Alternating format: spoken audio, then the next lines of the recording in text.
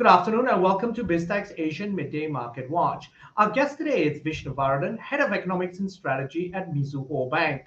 Now, Vishnu, it's always great to have you on the Monday. Hi, Brian. As always, it's my And, pleasure. and, and happy Valentine's Day to all our listeners and viewers out there. Indeed, happy Valentine's Day. Now, before we get your insights, Vishnu, I'm going to take a quick look at crypto markets and then we'll move on to regional stock markets.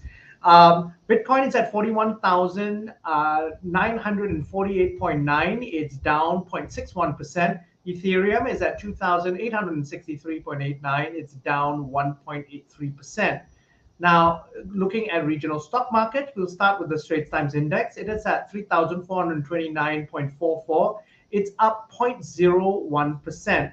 Across regional markets, we've got the KLSC, which is at 1,584.03. It's up 0.33%. Shanghai is at 3,439.02. It's down 0.68%. The ASX All Ordinaries is at 7,528.5. It's up 0.17%. But the Nikkei is down sharply. It's at 27,133. It's down 2.03. The Hang Seng is also down. It's at 2,642. It's down 1.06%. Rounding up the numbers, we've got the Kospi, which is at 22,714.2, down 1.22%. Vishnu, what's your view on how markets have performed this morning, particularly the sharp falls in the Nikkei and the Hang Seng? Well, it does appear that markets are in a bit of a risk-off mood. This is, of course, just confirming whatever we saw on Wall Street. We did see USD yields coming off.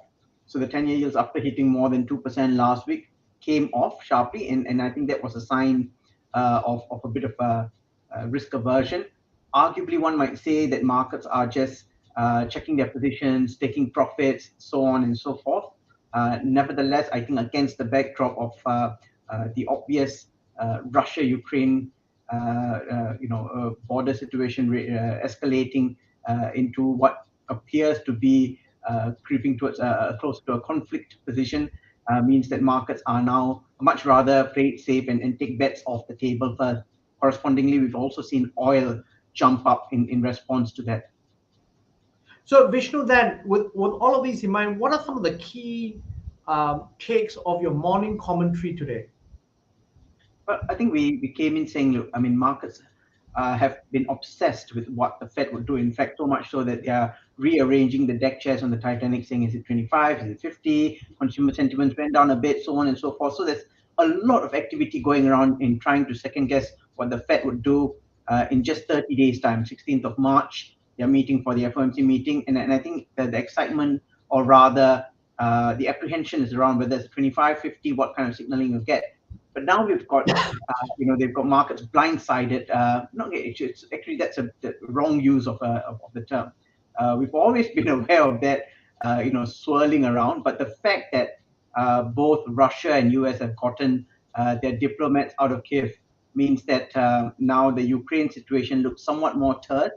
And the speculation that, of course, before spring breaks, and that's before the Winter Olympics end on the 20th, there's a speculation that Russia might make an aggressive move, an antagonistic one that might actually trigger what might be the closest thing to a war this year. So for those reasons, I think markets have probably been jolted out of their Fed obsession, and now they're focusing on what could happen with Russia and US. So there's quite a few things to watch. We know that markets are in a little bit of a confused mode. Oddly enough, gold hasn't shot up, so that would be the barometer of geopolitical risk, although oil has.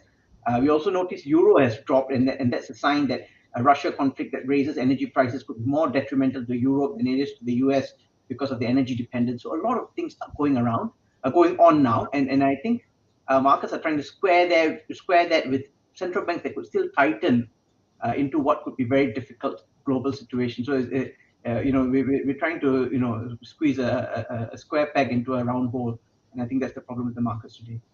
Now, Vishnu, with specific reference to oil prices, Brent is at 95.50, if I'm not mistaken, right now. Do you see the 100 mark being breached very soon?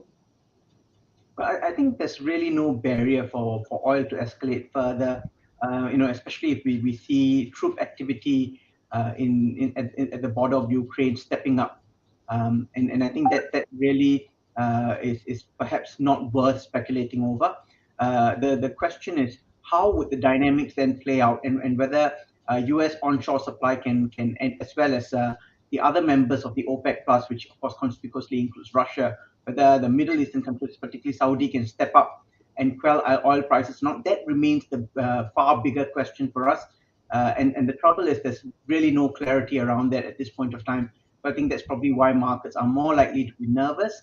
And if the diplomatic talks between the two countries don't make any real progress, then upside risks to oil will probably be maintained at least into the end of this week because of the rife speculations.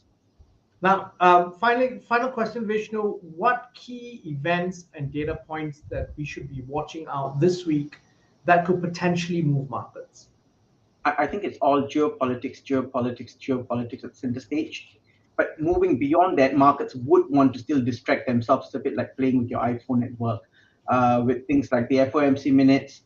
I don't think they're going to get any real insights there because the Fed expectations have evolved well beyond whatever the FOMC minutes may have covered in January. But even then, I think at the margin, markets would try to make sense of a few other between the lines comments here and there. We could also have in the region, we are looking probably at RBA minutes to see where the Aussie could go. So Aussie is also could be a bit more volatile this week.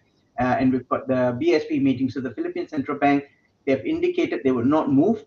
But if we've got the conspiracy of hawkish Fed and geopolitical risks, then certainly the currency stability risks become an issue for ASEAN currencies. So those are things worth watching. Now, Vishnu, as always, thank you very much for taking your time to be on the show. Now, we've been speaking to Vishnu Varathan, Head of Economics and Strategy at Mizuho Bank, on BizTech's Asian Midday Market Watch. I'm Brian Fernandez. Please check out our website at www.biztech.asia for business and technology conversations. Thank you very much for tuning in.